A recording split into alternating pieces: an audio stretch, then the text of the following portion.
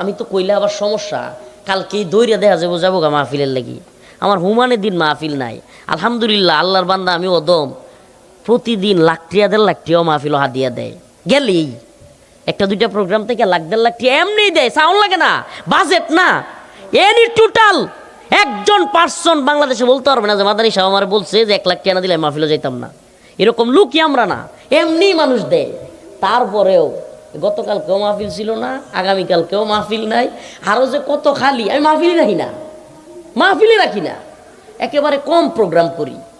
আমি মূল আলোচনায় যাওয়ার আগে আমার আয়াতের আলোচনায় এই পরীক্ষাগুলো বলছি। এটা যে আমার জন্য কি পরীক্ষা বিশ্বাস করেন, আমার মানে জেলে যাওয়াটাও মনে হয় এতটা কষ্ট হয়েছে না। এই হুজুররা লাইভে আইসা আমার সাথে না যাই না ইচ্ছা মতো আমার প্রতারক বাটপার বলাটা, মানে আলেম, আপনি পরিচিত আলেম, আপনি কি করে আরেকজন আলেমের নামে প্রতারক বাটপার বললেন? আপনার কি একটু বিবেকে ধরল না যে সে তো আমার ভাই, আমি তার সাথে একটু যাই না নেই, পরে ইচ্ছা মতো বলি? এটা করে নাই। আমার উপর কি এটা জুলুম হইছে না? বলেন জুলুম হইছে না?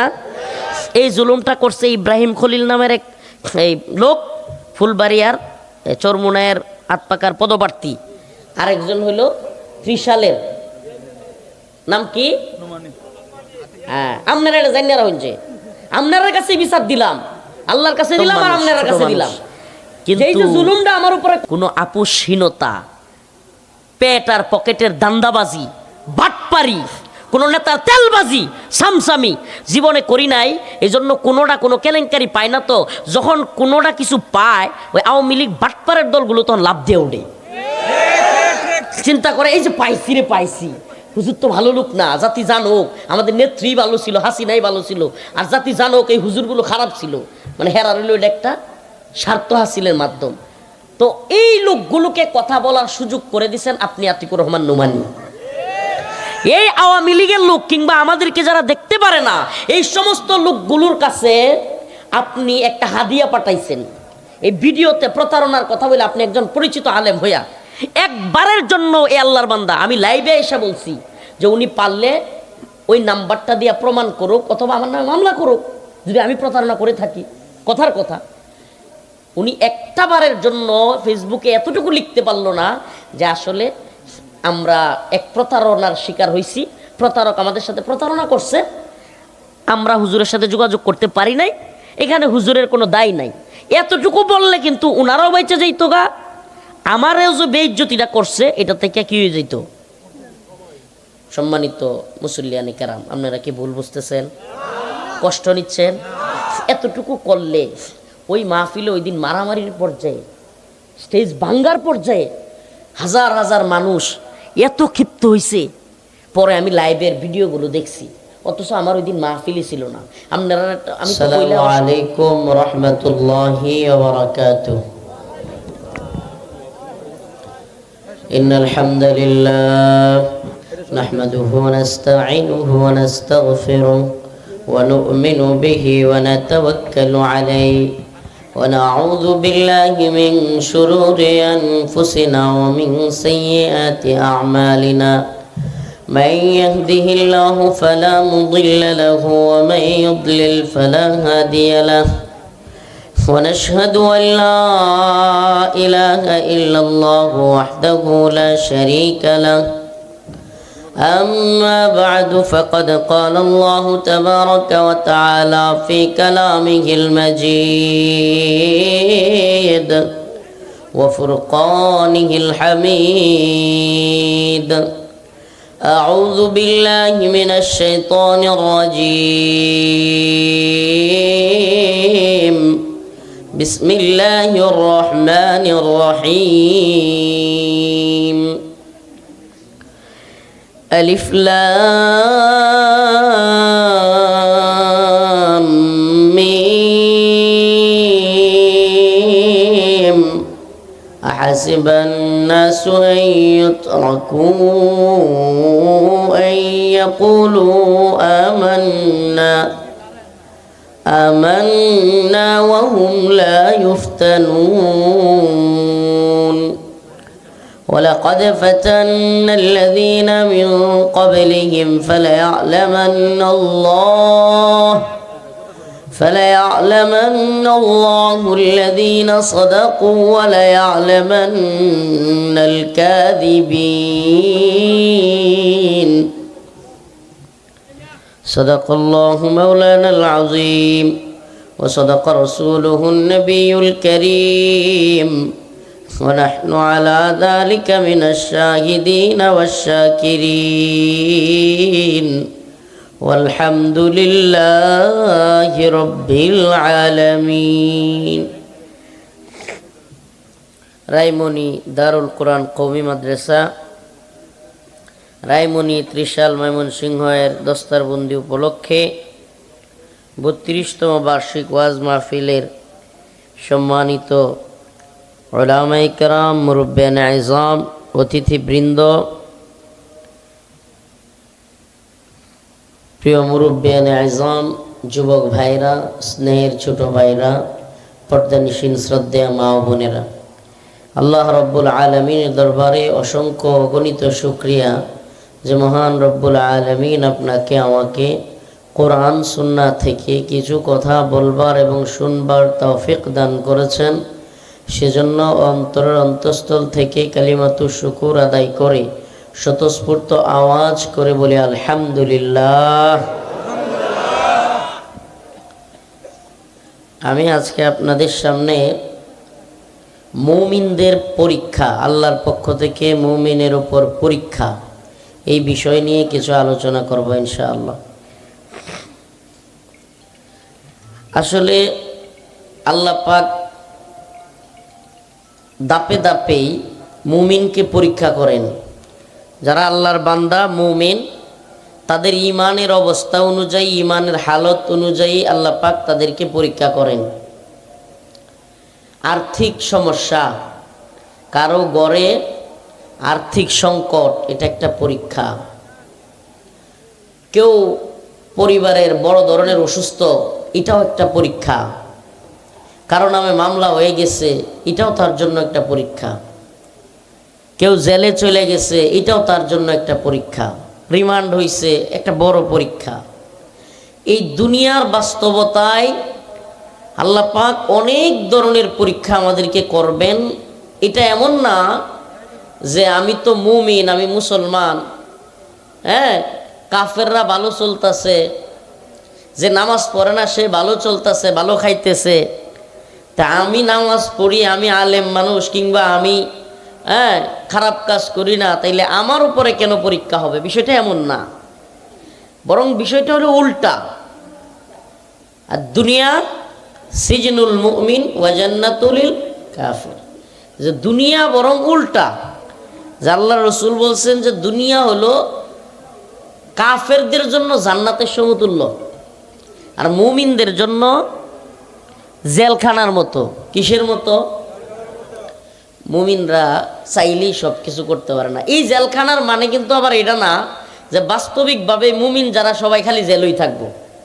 বিষয়টা আবার এইভাবে বুঝুন না, যে তাতে এমনিতেই এক আমলে প্রায় 2.5 বছর 3 বছরের মতো থাকছি, আবার গেতাহন লাগবো, এত আর উপায় নাই। হাদিসটার ব্যাখ্যা হইল এরকম যে মুমিনের জন্য দুনিয়া জেলখানা মানে কি? জেলখানা মানে হইল মুমিন মন চাইছে, আল্লাহ না করো, শাহওয়াত উঠছে, একটা মেয়েরে দিয়ে ভাল লাগছে, হ্যাঁ, মেয়ের সাথে তার থাকতে মন চাচ্ছে, কিংবা তার সাথে, কিন্তু সে বেপরদায় যাবে না, সে ওই মেয়েটার সংস্রবে যাবে না, এবং কোনো ধরনের কুপ্রস্তাব তাকে দিবে না, কিন্তু তার মনটা কি চাচ্ছে, মনটা কি করতেছে, তাহলে মন চাচ্ছে সে করতে পারতেছে না। এটা এক ধরনের কষ্ট না? এটা একটা জেলখানা। শীতের সকাল, ভোর 6টা, হাইরে তীব্র শীত, 3-4 দিন ধরে বিএনপির ভারপ্রাপ্ত চেয়ারম্যান সাহেব আসার পরের থেকে আর সূর্য ওঠে না। এই যে কঠিন পরিস্থিতি, ফজরের সময় হাইরে হাড় কাঁপানো শীত, উড়া যাইতেছে না, এটা এই বেড়ার দোষ না, উনার দোষ না এটা, কিন্তু আল্লাহর কুদরতে মিলে গেছে। উনি আসার পরের দিন থেকে আর কি হয় না, এবার আজকে আলহামদুলিল্লাহ কিছুটা উঠছে। আমি এগুলা কারো সামনে বলি না, এগুলা ফুটানি পছন্দও করি না। অপু ভাইয়ের দাওয়াতে আমি একদিন গেছিলাম, এগুলো আমি কখনোই বলতে চাই না। পিরাপিরি ভাইয়ের, মিয়া নুরুদ্দিন অপু ভাই, একসাথে শরীয়তপুরে বাড়ি, প্রায় 2 বছর পাশাপাশি রুমে ছিলাম জেলখানায়, একই পাশাপাশি রুমে। তো বাংলাদেশে সবচাইতে বেশি মোহাব্বত করা একজন লোক বিএনপির ভারপ্রাপ্ত চেয়ারম্যান সাহেবের, এটা হলো অপু ভাই। তো অপু ভাই কয়েকদিন বলছে যে আপনি একদিন আসেন, একটু বসের সাথে কথা বলেন, ভাইয়ের সাথে। তো একদিন গেছিলাম, আসর থেকে মাগরিব পর্যন্ত এ আল্লাহর বান্দা, আমি ওপেন বলতেছি, আমি মিডিয়ার সামনে এগুলো বললে সমস্যা কি, এরা হইলো থাম্বনেল দিতে মজা লাগে, এগুলা বলতে চাই না, কখনো আজ পর্যন্ত বলি নাই। উনি দেশে আসার আগে আসর থেকে মাগরিব প্রায় 40 মিনিট রাষ্ট্রের, জাতীয়, আন্তর্জাতিক অনেক বিষয়ে আমি কথা বলছি। 40 মিনিট, 1-2 মিনিট না, কথা বলছেন। এটা আমি কেন বলতেছি যে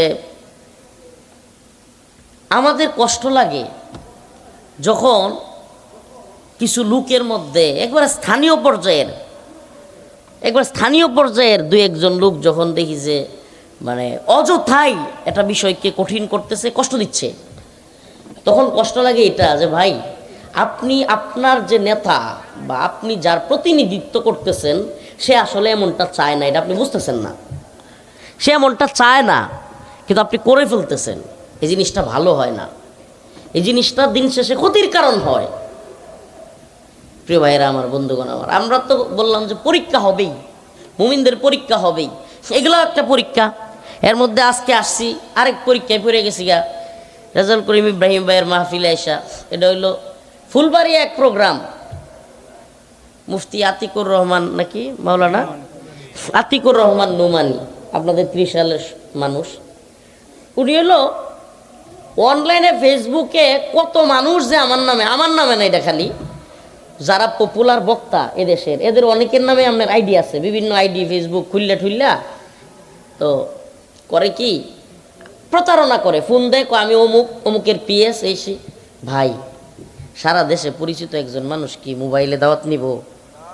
হ্যাঁ, মোবাইলের এআই এর যুগে, চ্যাট জিপিটির যুগে, এটা সাধারণ পাবলিক বুঝবে না। চ্যাট জিপিটি এআই কোন পর্যায়ে গেছে, চাইলেই একজনের কণ্ঠ হুবহু নকল করে, এমনকি শ্বাস, আমি যে কথা বলার ক্ষেত্রে কখন শ্বাস নিচ্ছি এটা সহ ভিডিও করা সম্ভব।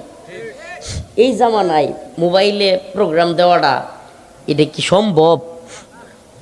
এখন উনি নাকি মোবাইলে ভিডিও কলে আমার প্রোগ্রাম নিছে, আমি নাকি আবার রাস্তায় আসতেছি বইলা আবার গাড়ি নষ্ট হয়ে গেছে বইলা 15,000 টাকাও নিছি। ছোট মানুষ তো মনে করে। শুনেন, এদেশের অনেক বড় বড় মোল্লা মৌলবীরার চাইতে, আল্লাহ মাফ করুক কথাটা এইভাবে বলতেছি, আস্তাগফিরুল্লাহ, হাসিনাও জানে, ডক্টর ইউনূসেও জানে, কিংবা যে বিএনপি নেতারাও জানে যে এই হুজুরটার গায়রতের লেভেল কতটা। হুজুরটা দেখতে তো ছোট, কিন্তু হুজুরের গায়রতের লেভেল কতটা। মানে আমি এতটাই ছোট মানসিকতার হইছি যে 15,000 টাকার অভাব, আমি ফোন দিয়া গাড়ি নষ্ট হয়ে গেছে কইয়া মাহফিল কর্তৃপক্ষের কাছ থেকে 15,000 টাকা নিয়ে পরে ফোন অফ করে দিব। চিন্তা করা যায়। এই আল্লাহর বান্দা পরিচিত মানুষ, ওয়াজের লাইনে মোটামুটি মাশাআল্লাহ সারা দেশে মোটামুটি পরিচিত ভাই, আমাদের সাথে ভাই হিসেবেই জানি। 2 দিন সকাল থেকে সন্ধ্যা পর্যন্ত বইয়ে থেকে ভাইয়ের চেহারার দিকে তাকায় মাহফিল দিছি। আজকে আপনারা কি রাগ করতেছেন? আপনারা এলাকার ঘটনা তো এলে কিছুটা কষ্ট আপনারা লোকে শেয়ার করতেছি, এত কষ্ট লাগছে, ইচ্ছা মতো প্রতারণার শিকার হয়েছে, জানেও না কিছু, অথচ উনি চাইলেই ইব্রাহিমী ভাইয়ের কাছ থেকে, কিংবা আমার উস্তাদ আছে একজন 30 সালে, ওনার মাহফিলে আসছি, করছি, যে কারো কাছ থেকে আমার নাম্বারটা নিয়ে আমার নাম্বারে যোগাযোগ করতে পারত। অনলাইনে প্রতারণার শিকার হইয়া মাহফিলে যখন আমি আসি নাই, মানে আমি আসবো কেমন, আমি তো দাওয়াতি পাই নাই, আমি তো বাড়িতে বয়ে রয়েছি, মাহফিলও নাই, এদিনই তো মাহফিলও ছিল না। এখন লাইভে আইসা ইচ্ছা মতো আমাকে যা পারতেছে 2 জন, অথচ তারা আলেম, আতিকুর রহমান নোমানি আর একজন কেডা চরমোনায়ের, সম্ভবত উনি এমপি পদপ্রার্থী ইব্রাহিম। আশ্চর্য হয়ে গেলাম যে আপনারা 2 জন আলেম, একজন আলেমের বাড়িতে খোঁজ খবর না নিয়া, তার সাথে কথা না বইলা ভিডিও কলে, এই যুগে যে কেউ প্রতারণা করতে পারে, যে কোনো নাম্বার থেকে, একটা মোবাইল থেকে আরেকটা মোবাইল, এই যে এরা ইউটিউবার যারা, এরা বুঝে এটা, এরকম সেট কইরা আমার হুবহু কণ্ঠ দিয়া যদি 2টা মোবাইল এরকম রাখা যায়, তাইলে দেখা যাবে যেন ভিডিও কলেই কথা হচ্ছে। সে কিন্তু 2টা ফোন ইউজ কইরা এই কারসাজিটা করে। আমার লগে কথা কইছে বাটপারে, আর কি কইতাম। মানে আমি দাওয়াত দেওয়ার লাগি ফোন দিছি, রফিকুল ইসলাম মাদানী সাহেবের একটা মাহফিল দরকার আমার, আমি ফোন দিছি, আমার সাথেই কথা বলছে। আমি নেত্রকোনার এসপি অফিসে জানাইছি, মামলা করছি, পূর্বতলা থানায় জানাইছি, এমনকি ডিবি অফিসে পর্যন্ত। এখন এ হইল বিশাল চতুর, এক এক দিন এক এক সিম ইউজ করে। দুইটারে আমি ধরছিও, লাইভ আছে এগুলোর, দুইটারে আমি ধরছিলামও, এরপরে পিটাইছিও, আর তওবা করছে লাইভে আইসা, আর করবে না। ভাই রে, আমরা কি এত সময় আছে যে প্রতিদিন এক একজন প্রতারণা করব? আচ্ছা, সিটি গোল্ডের দোকান থেকে আমনে বা কোনো বাটপাড়ের কাছ থেকে স্বর্ণ কয়ে সিটি গোল্ড কিনে আই না, পরে যদি স্বর্ণের দোকানদারে গিয়া কন যে দোকান টোকান ভাঙিলামু, আমনের মতো বেকুব তো দুনিয়া তার কেউ নাই। মানে আপনি তো সিটি গোল্ড কিনছেন, স্বর্ণের দোকান পর্যন্ত তো আপনি জানি নাই। প্রিয় ভাইরা আমার, এই মাওলানা সাহেব, মানে আমি এত কষ্ট পাইছি, লাইভে আইসা ইচ্ছা মতো মিথ্যা কথা বলছে। আর ত্রিশালের মানুষ, আপনারা কেউ যদি ওনার সাথে দেখা হয়, ওনাকে জিজ্ঞেস করবেন, হুজুর মাদানী সাহেব হুজুরের কোন নাম্বারে আপনি কথা বলছিলেন, এই নাম্বারটা দেন, আমরা মাদানী সাহেব হুজুরের নামে যতগুলো সিম আছে সবগুলো পরীক্ষা করব, সহজ চেক করব। কষ্ট পাচ্ছেন আপনারা? কথাগুলো বলতেছি অনেক কষ্টে। আপনারা দেখছেন কি ভাষায় আমাকে, নোংরা ভাষায় কথাগুলো বলা হয়েছে। আমি বাটপার, আমি প্রতারক, আমি চিট, আরও আমি কিছু করতাম না, কিন্তু আজকে আমি ডিসিশন নিছি, আমি ওনাদের নামে মামলা করব। কারণ আমি আজকে ওনাদের সামনেই বলি, ওনারা তো জেনারেল মানুষ, ওনারা বলবে হুজুর এগুলো আপনি বলতেছেন। হ্যাঁ, কষ্টে বলতেছি। আমাকে, আমি ফেসবুকে পোস্ট করি অন্য একটা বিষয়ে, রাষ্ট্রের হাদি ভাইয়ের বিচারের ইস্যু বা বিভিন্ন বিষয়ে, আওয়ামী লীগের লোকেরা ওখানে, কারণ ওরা তো আমরা দেখতে পারে না, ওখানে গিয়ে কমেন্ট করে, হুজুর গাড়ি নষ্ট হওয়ার কথা বলে টাকা নেন, বাটপারি করেন, আর আওয়ামী লীগের বিরোধিতা করেন। আপনি চিন্তা করতে পারতেছেন? মানে ওরা যেহেতু, শুনেন, আমরা যেহেতু, আল্লাহ মাফ করুক, আস্তাগফিরুল্লাহ, আমি গুনাহগার, অদম মানুষ, ছোট মানুষ, কিন্তু কোনো আপোষহীনতা, পেট আর পকেটের দান্দাবাজি, বাটপারি, কোনো নেতার তেলবাজি, সামসামি জীবনে করি নাই। এই জন্য কোনোটা কোনো কেলেঙ্কারি পায় না, তো যখন কোনোটা কিছু পায়, ওই আওয়ামী লীগ বাটপারের দলগুলো তখন লাভ দিয়ে ওঠে, চিন্তা করে এই যে পাইছি রে পাইছি, হুজুর তো ভালো লোক না, জাতি জানুক আমাদের নেত্রী ভালো ছিল, হাসিনাই ভালো ছিল, আর জাতি জানুক এই হুজুরগুলো খারাপ ছিল, মানে হেরা রইল এটা একটা স্বার্থ হাসিলের মাধ্যম। তো এই লোকগুলোকে কথা বলার সুযোগ করে দিচ্ছেন আপনি, আতিকুর রহমান নোমানী। এই আওয়ামী লীগের লোক কিংবা আমাদেরকে যারা দেখতে পারে না, এই সমস্ত লোকগুলোর কাছে আপনি একটা হাদিয়া পাঠাইছেন, এই ভিডিওতে প্রতারণার কথা বলে আপনি একজন পরিচিত আলেম হইয়া একবারের জন্য, এ আল্লাহর বান্দা, আমি লাইভে এসে বলছি যে উনি পারলে ওই নাম্বারটা দিয়ে প্রমাণ করুক, অথবা আমার নামে মামলা করুক যদি আমি প্রতারণা করে থাকি। কথার কথা, উনি একটা বারের জন্য ফেসবুকে এতটুকু লিখতে পারলো না যে আসলে আমরা এক প্রতারণার শিকার হয়েছি, প্রতারক আমাদের সাথে প্রতারণা করছে, আমরা হুজুরের সাথে যোগাযোগ করতে পারি নাই, এখানে হুজুরের কোনো দায় নাই। এতটুকু বললে কিন্তু ওনারাও বেঁচে যেত গা, আমারও যে বেইজ্জতিটা করছে এটা থেকে কি হয়ে যেত। সম্মানিত মুসল্লিয়ানে কেরাম, আপনারা কি ভুল বুঝতেছেন? কষ্ট নিচ্ছেন? এতটুকু করলে ওই মাহফিলে ওই দিন মারামারির পর্যায়ে, স্টেজ ভাঙ্গার পর্যায়ে হাজার হাজার মানুষ এত ক্ষিপ্ত হয়েছে। পরে আমি লাইভের ভিডিওগুলো দেখছি, অথচ আমার ওই দিন মাহফিলই ছিল না। আপনারা, আমি তো কইলে আবার সমস্যা, কালকেই দৌড়ে দেখা যাবো গা মাহফিলের লাগি, আমার হুমানের দিন মাহফিল নাই। আলহামদুলিল্লাহ, আল্লাহর বান্দা আমি অদম, প্রতিদিন লাখ টিয়াও মাহফিল হাদিয়া দেয়, গেলেই একটা দুইটা প্রোগ্রাম থেকে লাখ টিয়া এমনি দেয়, সাউন্ড লাগে না, বাজেট না, এনি টোটাল একজন পার্সন বাংলাদেশে বলতে পারবে না যে মাদানী সাহেব আমার বলছে যে 1 লাখ টিয়া না দিলে মাহফিলে যাইতাম না। এরকম লুকই আমরা না, এমনি মানুষ দেয়। তারপরেও গতকালকেও মাহফিল ছিল না, আগামীকালকেও মাহফিল নাই, আরও যে কত খালি, আমি মাহফিলই রাখি না, একেবারে কম প্রোগ্রাম করি। আমি মূল আলোচনায় যাওয়ার আগে আমার আয়াতের আলোচনায় এই পরীক্ষাগুলো বলছি, এটা যে আমার জন্য কি পরীক্ষা, বিশ্বাস করেন আমার মানে জেলে যাওয়াটাও মনে হয় এতটা কষ্ট হয়েছে না। এই হুজুররা লাইভে আইসা আমার সাথে না যাই না, ইচ্ছা মতো আমার প্রতারক বাটপার বলাটা, মানে আলেম, আপনি পরিচিত আলেম, আপনি কি করে আরেকজন আলেমের নামে প্রতারক বাটপার বললেন? আপনার কি একটু বিবেকে ধরল না যে সে তো আমার ভাই, আমি তার সাথে একটু যাই না নেই, পরে ইচ্ছা মতো বলি? এটা করে নাই। আমার উপর কি এটা জুলুম হয়েছে না? বলেন, জুলুম হয়েছে না? এই জুলুমটা করছে ইব্রাহিম খলিল নামের এক এই লোক, ফুলবাড়িয়ার চরমুনায়ের আটপাকার পদপ্রার্থী, আরেকজন হইল ত্রিশালের নাম কি, হ্যাঁ আপনারা এটা জানিয়ারা হইছে। আপনার কাছে বিচার দিলাম, আল্লাহর কাছে দিলাম আর আপনার কাছে দিলাম, যে এই যে জুলুমটা আমার উপরে করলো, একবারের জন্য ফেসবুকে বললো না, সারা দেশে না এত ভিউ হইছে বিষয়টা। কারণ কি জানেন, সাদা কাপড় ও কালি লাগলে দাগ পড়লে কিন্তু দূরাত্মে দেখা যায়। কথা বুঝুন না? রাজনৈতিক কোনো নেতা কিংবা এলাকার কোনো মনে করেন যারা কিনা একটু গুন্ডামি সুন্ডামি করে, এরা কিন্তু একটা কিছু কইরালেও কেউ কিছু কয় না, কয় এরা তো এগুলো করেই। কথা কই না কেরে? কিন্তু সারা দেশে পরিচিত একজন হুজুর, এবং শুধু আল্লাহ মাফ করুক, শুধু হুজুর না, যারা যে কোনো আন্দোলনে সবার আগে ঝাঁপাইয়া পড়ে, বুঝেন নাই, রাষ্ট্রের যে কোনো গুরুত্বপূর্ণ আন্দোলনে, ক্রাইসিস মুভমেন্টে আমরা যারা আগায় আসি, এদের জন্য ভারতীয় যারা দালাল কিংবা ভারতীয় চাটুকার, এদের জন্য আমরা থ্রেট না? এরা যখন দেখে যে অমুক হুজুরে পাইছি, শুধু আমি আর কিছু বলার দরকার নাই, যখন দেখে যে এইরকম একটা হাদিয়া পাইছি, যে আলেমরাই বলতেছে মাদানি হইল চিটার প্রতারক, তখন কি খুশি হয় না? কি মনে করছেন? এই যে উনি বলতেছিল যে একটা ক্রিকেটারের পর্যন্ত এরা নিতে চায় না, এরা যদি পারতো, আফগানিস্তান পাকিস্তান চীনের ভয় না থাকতো, বাংলাদেশে মিসাইল মারতো মিয়া। যারা একটা ক্রিকেটার মুসলমান সহ্য করতে পারে না, একটা ক্রিকেটার ক্রিকেট বল খেলে কি গুলি করবো এরা দেশে গিয়া? সে মুস্তাফিজ কি গুলি করতো বাউ ভাই?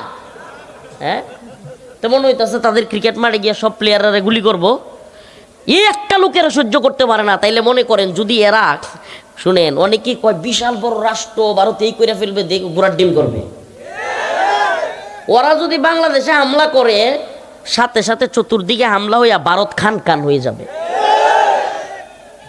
আর আমরা তো শহীদ হইতে আইছি, সুবহানাল্লাহ, এই দুনিয়াটা কি আমরা বাচ্চা থাকতে আইছি? আমরা তো শহীদ হইতে আইছি, আল্লাহর জন্য, আল্লাহর দ্বীনের জন্য, ইমানের জন্য জীবন দিয়ে দিব। হিন্দুত্ববাদী ভারতের ভয় পাওয়ার টাইম আছে?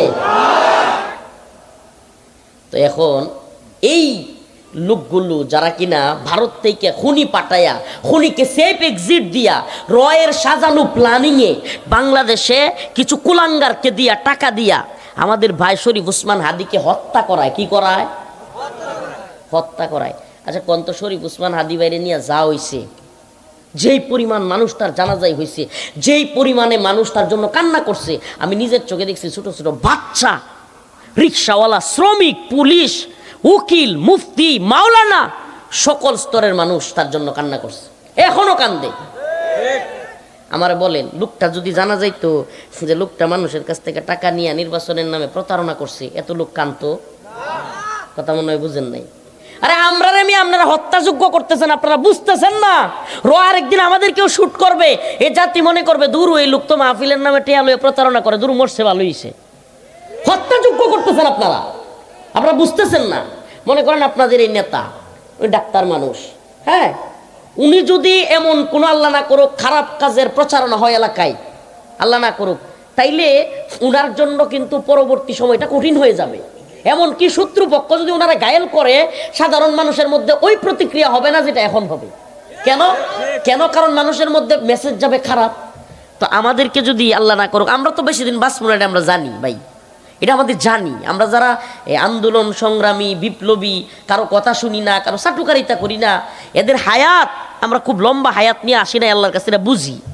কিন্তু আপনার মতো আতিকুর রহমান নুমানিরা জাতির সামনে আমাদেরকে হত্যাযোগ্য করে তুলছেন। হত্যাযোগ্য বুঝেন? মানে যে কুত্তা পাগল হয়ে যায়, এই কুত্তারে এলাকায় মারলে কোনো বিচার হয়? কি কয়ে চালায় দেন যাদের পাগল হয়ে গেছে গা, ঠিক কি ঠিক না? আরেক ভদ্রলোকের পালিত কুকুর মারলে পিডে আপনারা তক্তা ছুড়ে লেব। এটাকে বলে নেম কিলিং। নেম কিলিং মানে হত্যাযোগ্য করে তোলা। তো আপনাদের মতো আলেমরা আমাদেরকে প্রতারক বইলা কি করতেছেন? নেম কিলিং করে আপনি আমাকে হত্যাযোগ্য করে তুলছেন। বিশ্বাস করবেন, আজকে ওই কমিটি লাঙ্গলবন্দের, এটি কইতাম না আপনার সামনে, এ নেয় বই রয়েছে, আমি দুইলা খাইতেও পারছি না, কি কয় একটু চা খাবো এটার সময়ও পাইছি না, এরপর একটু অজু করে 2 রাকাত এসে নামাজ পড়ছি না, মুসাফির মানুষ 2 রাকাত নামাজ পড়মু, এই সময়টা পর্যন্ত পাইছি না। কষ্টে কথাগুলো বলতেছি। এই কমিটি বই রয়েছে, আমি বাইরে বললাম আপনি এটা কী করছেন? একে তো এই কমিটি চাপ দিতেছে, মানে হুজুর একটা প্রোগ্রাম দেন, হুজুর আমরা এনে তো আমরা প্রতারণার শিকার, হুজুর আমরা বুঝতাম পারছি।